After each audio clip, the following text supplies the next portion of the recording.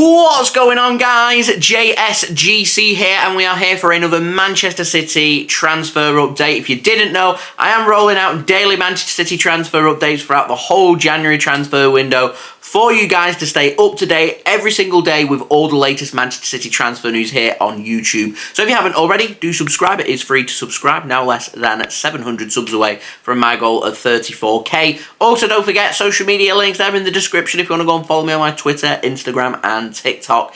Email also in the description too if you want to hit me up for any sponsorships for any videos or any general business inquiries. Do leave a thumbs up, 300 likes is the aim, and do get your thoughts in the comments below. So we're going to start this video off with the outs, and we've got the very latest on Callum Doyle. Now, Callum Doyle is currently out on a season-long loan at Leicester City. Of course, Leicester City in the summer, they obviously got relegated from the Premier League. They've hired Enzo Maresca, the former Manchester City coach, as their head coach. And since then, they've had an interest in quite a few Manchester City young players, including taking Callum Doyle on loan. Now, The Athletic have said that Leicester City, they are interested in signing Callum Doyle from Manchester City in the summer on a permanent basis. He's currently out on loan there, and Leicester City are looking for an immediate return to the Premier League. They're currently sitting very comfortably in the promotion spots. They sit on top of the table. They could well break the championship record for the most points achieved in a season. So they're having an excellent season, and I sit here very confident in when I say I think Leicester City are going to get promoted back to the Premier League. And because of that, I think they're starting to prepare their squad again for the Premier League for next season, and Callum Doyle very much on the agenda at Leicester City. How much are Manchester City going to be asking for? Is there going to be sell-on fees and release clauses and things included in that, and buyback clauses? We'll have to wait and see. Now, moving on, we've got the very latest on Kalvin Phillips in what has been a very slow transfer so far in this January-winter transfer window. Well, Kalvin Phillips, finally, we've had a little bit of a breakthrough this morning in terms of updates, because there's been a lot of interest, but there's nothing concrete that's been made other than Juventus making an offer to Manchester City very early in the window, and Manchester City saying no, and Juventus saying that's all we can afford, we're going to walk away from the deal. And then there's been clubs that have been interested, but they've not actually formulated an offer or discussions with Manchester City, to a point yesterday I was speaking about that if we don't really get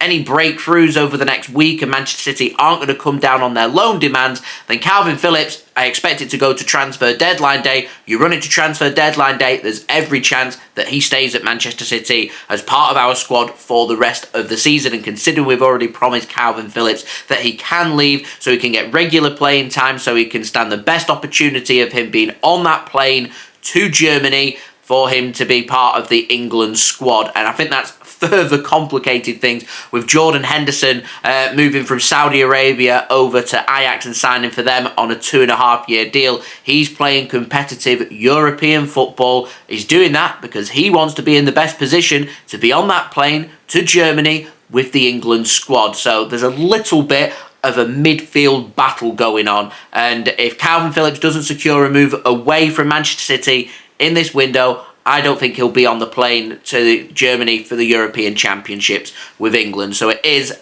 as crystal clear as that. It's in everybody's best interest for Kalvin Phillips to secure a move away from Manchester City on loan in this window. The only problem is, where's that going to be? Who's going to pay the price? Who's going to back down to Manchester City? And a lot of teams, they're saying they don't want to do that, and they don't want to do it because they don't want to pay a large chunk of his wage. They don't want to pay a high loan fee. City asking for £6 million in a loan fee. They don't want an obligation to buy, they want the option to buy, so they're not guaranteed to be losing that money. But Manchester City, at the end of the day, Kalvin Phillips is our player, and Manchester City, they want their money back for Kalvin Phillips. That's what City are looking for, driving a hard bargain. Clubs are hoping that City are going to buckle towards the end of the window, so I was hoping we'd get a bit of a breakthrough in the next week, that maybe there might be a bit of negotiations one way or the other. Maybe we settle on a smaller loan fee, but there's an obligation to buy included, or we end up putting in a smaller loan fee, but all of his wages get covered. You know, there's room for negotiations there. Anyway, Sky Sports News have said that West Ham United and Manchester City are now in discussions over a loan move for Kalvin Phillips to sign for them this January. They said that the big hurdle is the conditions of the loan, so that is very much the loan fee, £6 million. West Ham won't want to pay £6 million. Man City want all of Kalvin Phillips' £135,000 a week wage covering. West Ham aren't going to want to do that. Manchester City will want an obligation to buy. West Ham probably more keen on an option to buy. And I was speaking about a couple of videos ago about the potential here that Manchester City could back down on all three if West Ham give us some guarantees on Lucas Paqueta, because we know that Manchester City are interested in Lucas Paqueta at West Ham, and I think if I was in charge at Manchester City, that's the direction I would be looking for, in particular if nothing's going to get sorted. We've promised Kalvin Phillips a loan move away, so if we can get some assurances over Lucas Paqueta, then perhaps there could be just a little bit of wiggle room when it comes to the negotiations. Now, TeamTalk have said that Kalvin Phillips is interested in a move to West Ham on loan.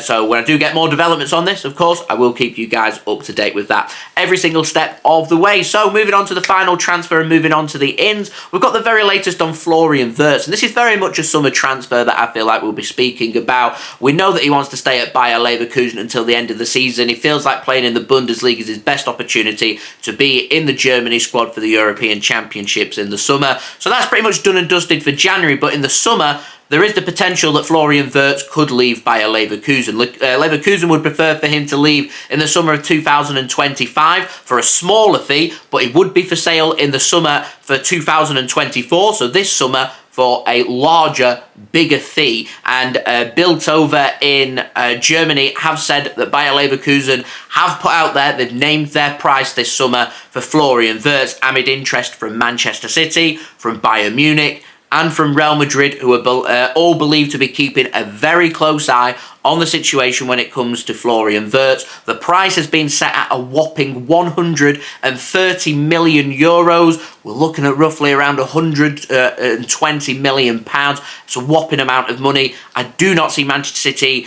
going anywhere near that. It all depends on if there is room for negotiations. We were quoted a very large fee when it came to Joško Gvardiol. We drove a hard bargain for over a month last July and August, and we managed to get him for an expensive transfer, but a more affordable transfer. And I think that's what Manchester City may look to do here. It's complicated because Bayern Munich and Real Madrid are both interested as well in the Bayer Leverkusen man. So with Joško Gvardiol, it was very much set for Manchester City that we had no competition for him. It very much was the case that Joško Gvardiol said, I want to join Manchester City only, which gave us that room for negotiations. And if we are to sign Florian Wirtz in the summer, we need the same promises from Florian Wirtz, and I'm not entirely sure he wants to leave Germany, certainly not this summer. We'll see. As I said, it is a developing situation. When I do get the latest, of course, I will report it for you guys in my daily Manchester City transfer update. So if you haven't already, please do subscribe to my channel. It is free to subscribe. Social media links, they're in the description if you want to go and follow me on my Twitter, Instagram and TikTok. Email also in the description too if you want to hit me up for any sponsorship for any videos or any general business inquiries. Don't forget to leave a thumbs up. 300 likes is the aim. Do get your thoughts in the comments below, and religiously, I'll see you all again tomorrow for the next daily Manchester City transfer update. So I've been JSGC. Thank you everyone for watching. I hope everyone is safe and well. Peace. Ciao for now.